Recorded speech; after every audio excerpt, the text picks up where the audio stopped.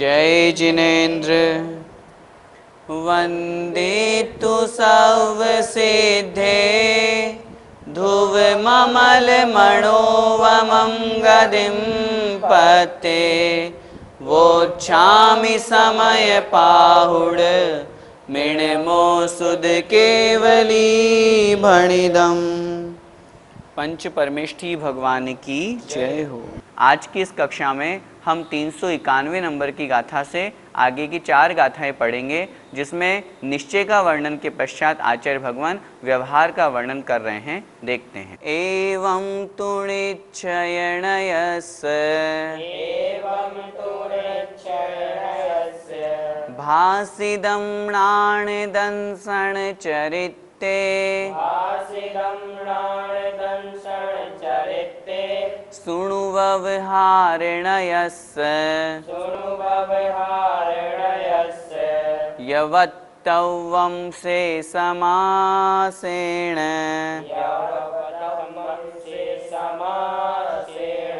अर्थ देखें।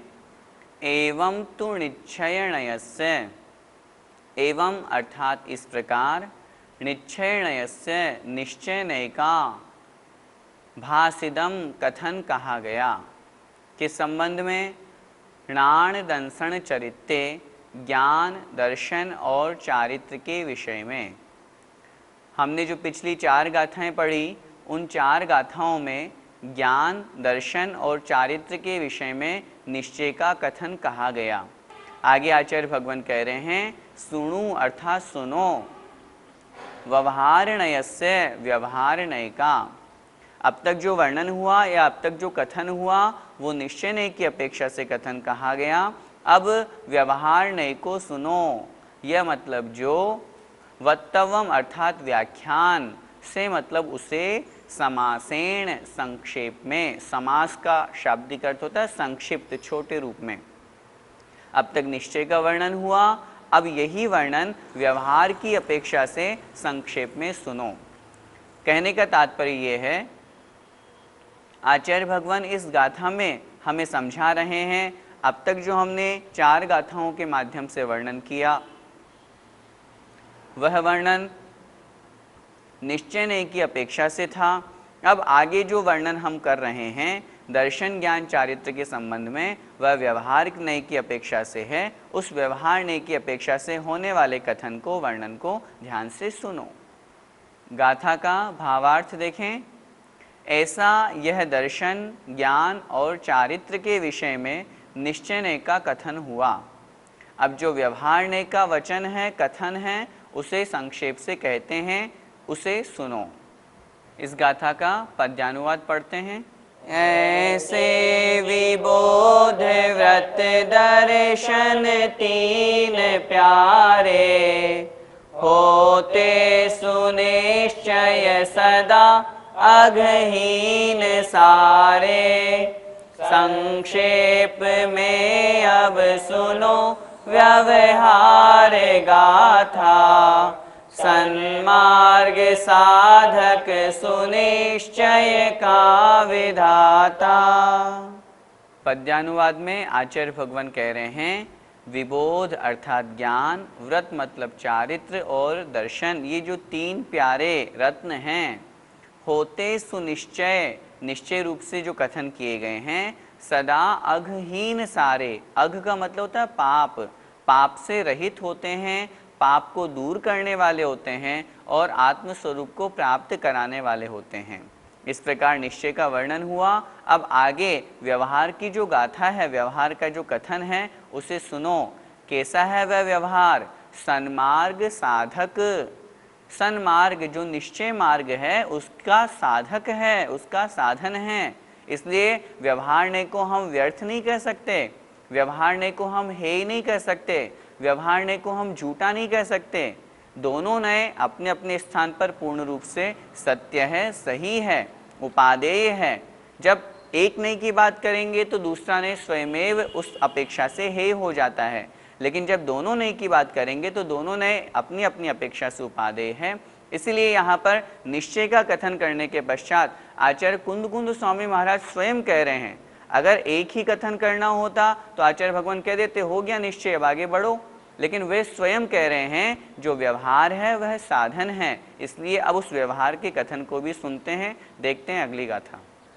जह पर दौवम सेटदी, जह पर दबम सेटदी, हुसेटिया अपनो सहावेण, हुसेठिया अपनो सहावेण, तह पर दौवम जान दी, तह पर दबम जाणदी, नादा विषयेण भावेण।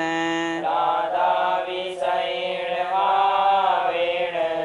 अर्थ देखें, जह पर दौवम सेटदी, जह अर्थात जैसे, जिस प्रकार, पर दौवम पर द्रव्यों को, सेटदी अर्थात सफ़ेद करती है।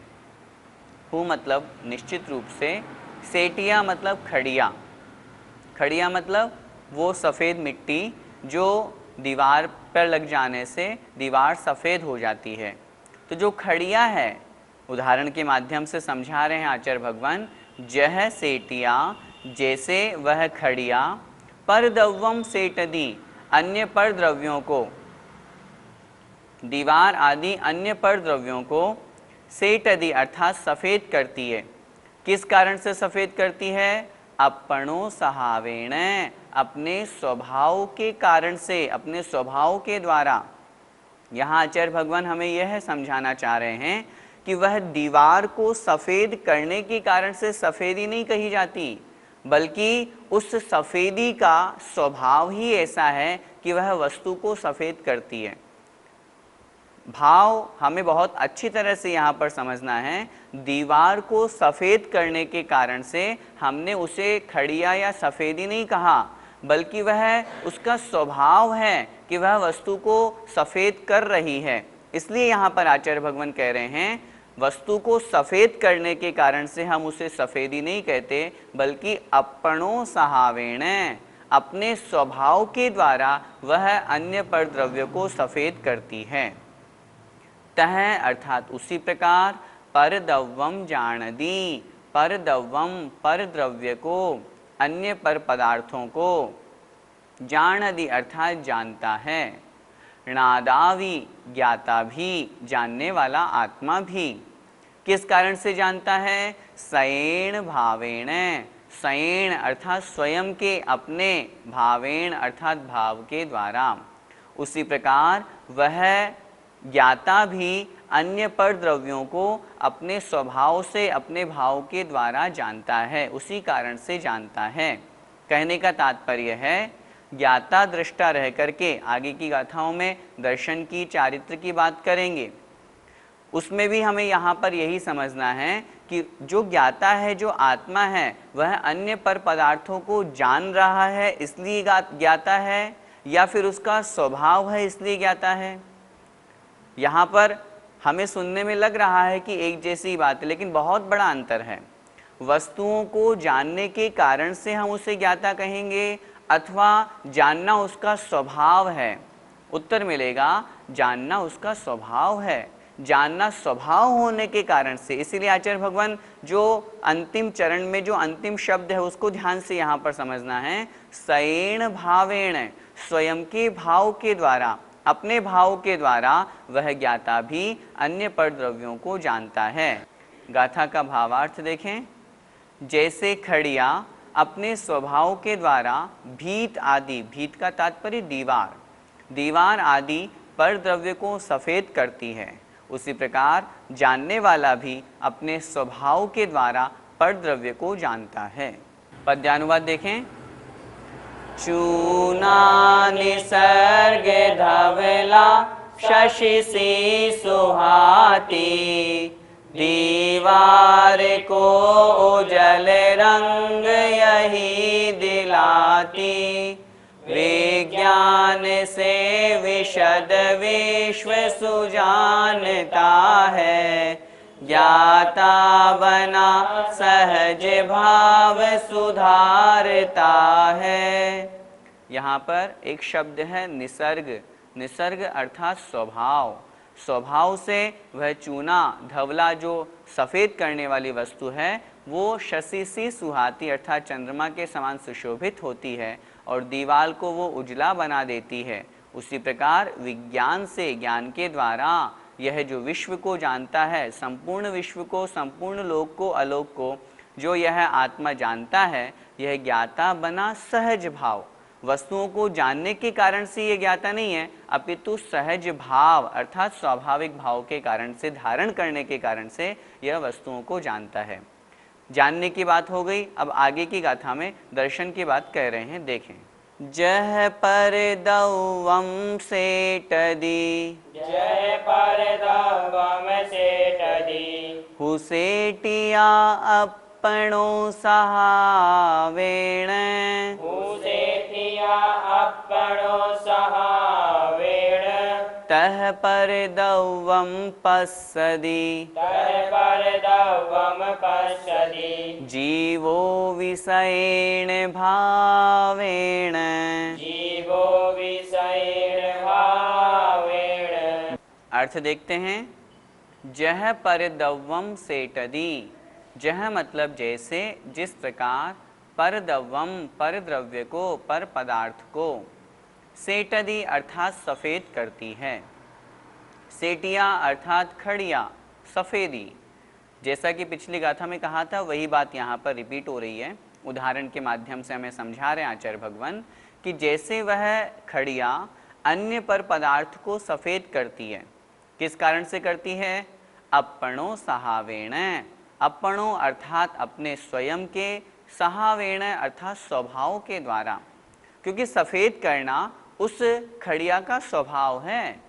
पदार्थ को सफ़ेद करने के कारण से हम उसे सफ़ेदी या खड़िया नहीं कहते, बल्कि उसका स्वभाव, उसका भाव है सफ़ेद करना।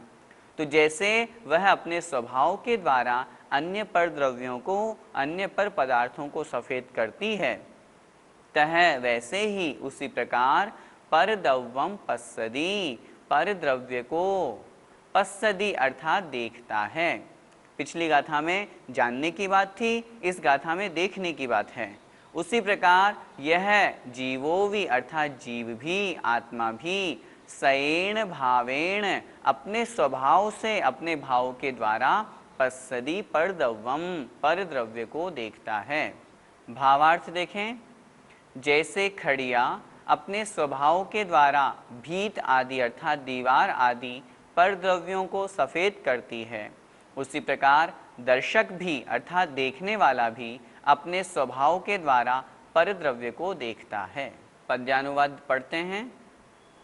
चूना निसर्ग धवला शशि सी सुहाती, दीवार को उजल रूप यही दिलाती, आलोक से सकल लोक आलोक देखा, दृष्टा बना विमल दर्शन पासु रेखा।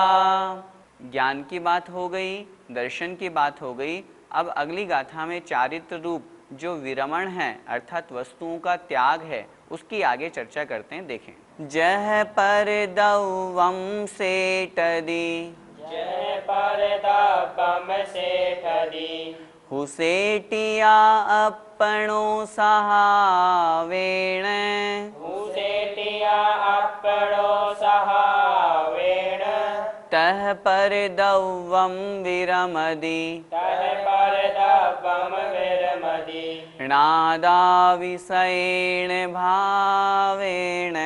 राधा विषयेण भावेण।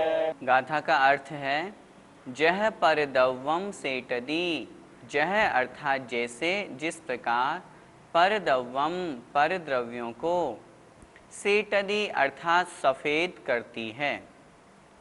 वही उदाहरण यहाँ पर फिर से दे रहे हैं आचार्य भगवान। जैसे सेटिया अर्थात वह खड़िया अन्य पर द्रव्य को सफ़ेद करती है, अपनो सहावेण अपने स्वभाव के द्वारा, सफ़ेद करना उसका स्वभाव है, इस कारण से वह खड़िया अन्य पर द्रव्यों को सफ़ेद करती है। तह उसी प्रकार पर द्रव्यम विरमदी, पर द्रव्य को विरमदी अर्थात छोड़ता है, पर द्रव्य से विरक्त होता है। नादावी अर्थात ज्ञाता भी, कैसा ज्ञाता? जो संयत है, विरक्त है, जो त्याग करने वाला है, ऐसा वह संयत भी सयेण भावेण अपने स्वभाव के द्वारा उन पर द्रव्य को छोड़ता है। कहने का तात्पर्य हुआ वह संयत क्यों कहलाता है? अन्य पर द्रव्यों को छोड़ा इसलिए संयत कहलाएगा ऐसा नहीं है, बल्कि छोड़ना उसका स्वभाव है, अन्य पर द्रव्यों को ग्रहण नहीं करना उसका स्वभाव है। इस कारण से वह संयत भी अपने स्वभाव के द्वारा अन्य पर पदार्थों को, पर द्रव्य को छोड़ देता है। जैसा कि पहले की गाथाओं में हमने ज्ञान की अपेक्षा से चर्चा की, देखने की अपेक्षा से चर्चा की, यहाँ इस गाथा में आचार्य भगवान छोड़ने की, विरक्त होने की, संयत की अपेक्षा से चर्चा कर रहे हैं और आगे की गाथा में श्रद्धान की अपेक्षा से चर्चा करेंगे। वही बात यहाँ पर समझना है। चारों चीज़ें दर्शन, ज्ञान और चारित्र ये स्वभाव रूप में हैं। कहने का तात्पर्य आत्मा ज्ञाता, दृष्टा अथवा विरक्ता, संयत ये अन्य पर पदार्थों के कारण से नहीं कहा जाता। अन्य को जानता है, पर पदार्थों को जानता है इसलिए ज्ञाता है, ऐसा नहीं है। अन्य पर पदार्थों को छोड़ता है इसलिए संयत है, ऐसा नहीं है, बल्कि वह सयेण भावेण अपने स्वभाव के द्वारा अन्य पर द्रव्यों को छोड़ता है इसलिए संयत है। ये बात हमें यहाँ पर समझनी चाहिए। चूना निसर्ग धवला शशि सी सुहाती, दीवार को जल रूप यही दिलाती, यो जान मान पर को पर रूप ज्ञानी, है त्यागता व भजता निज रूप ध्यानी। अंतिम दो पंक्तियों में कह रहे हैं यो जान, इस प्रकार जान करके, मान करके, पर को पर, अन्य को अन्य रूप जान करके ज्ञानी आत्मा त्यागता सब कुछ छोड़ देता है और निज रूप ध्यानी होकर के आत्मा का भजन करता है। अन्य पर पदार्थों को छोड़ने से तात्पर्य है अपने स्व संवेदन ज्ञान रूप शुद्धोपयोग में वह आत्मा लीन हो जाता है, अन्य से उदासीन हो जाता है, परंतु तन्मय नहीं होता है। यही बात आज की इन चारों गाथाओं से हमें समझना चाहिए। जय जिनेंद्र।